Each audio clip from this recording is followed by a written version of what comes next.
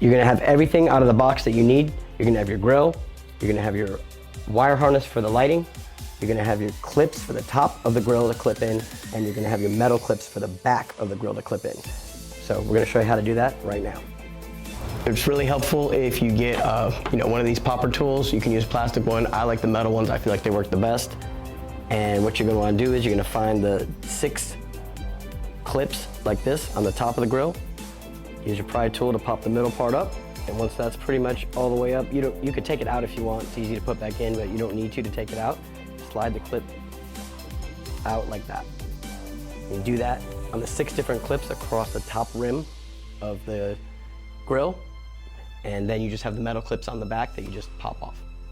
Once you have all 1, 2, 3, 4, 5, 6 plastic clips on the top off, you're just gonna wanna lean it out and give it a little tug. And you have about 1, 2, 3, 4, 5, 6 metal clips on the back.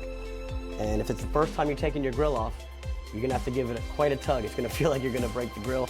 To be very careful and keep giving it a good tough tug. And you'll eventually pop those clips, and you can actually see where they are if you lean forward a little bit. And once those metal clips are out, you want to unplug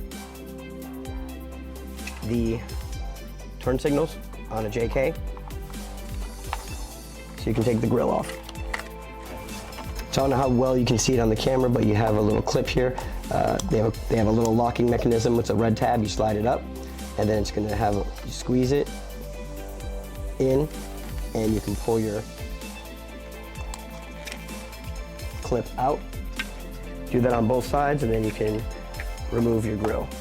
On the back of the grill, you're gonna see you have your 4 wire harness connectors for the 4 amber LEDs, and on the wire harness, you're gonna have your 4 ports to plug into them. Super easy. Just make sure the top release clip is lined up with the clip on top of the LED light harness, and just push them in. The clips.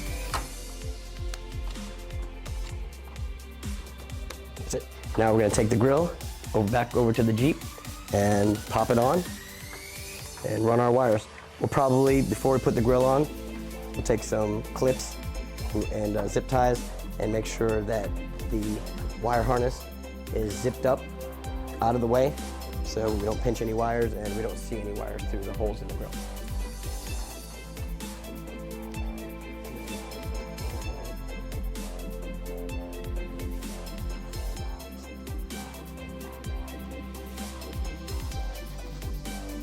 You see we have the wire harness zipped up nice and tight so no wires are in the way. And we're gonna come over here for the fog light bracket. I'm gonna take our fog lights that we took out of the old grill and pop them back through here. Just make sure that you line up the clips and the tabs and just pop them in until you hear the clips pop. Sometimes you gotta put a little pressure on the back or even push the little tabs out, but once they're in there, you're good to go.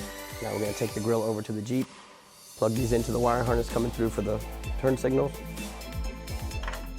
and then pop the grill on. So now you got your metal clips that came with the grill. You could even reuse your old ones from your old grill, but we have these to use. They come with the kit, and you're just gonna pop them on to the different tabs, the 6 tabs on the back of the grill. It's got little teeth that lock in once you push them on, so make sure you push them on in the right spot.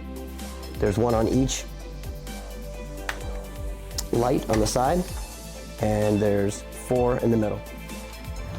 We ran the wire harness behind the headlight, pulled it up here. We are gonna run it to the positive and negative of a switch pod, but you could also run it to the fuse box using a fuse tap. Typically, a cigarette lighter fuse would be good. That would be on every time your vehicle is turned on and go off when your vehicle is off. But you could wire it any way you want to wire it. We're going to run it to the switch pod here that we already have and be able to operate it from a physical switch.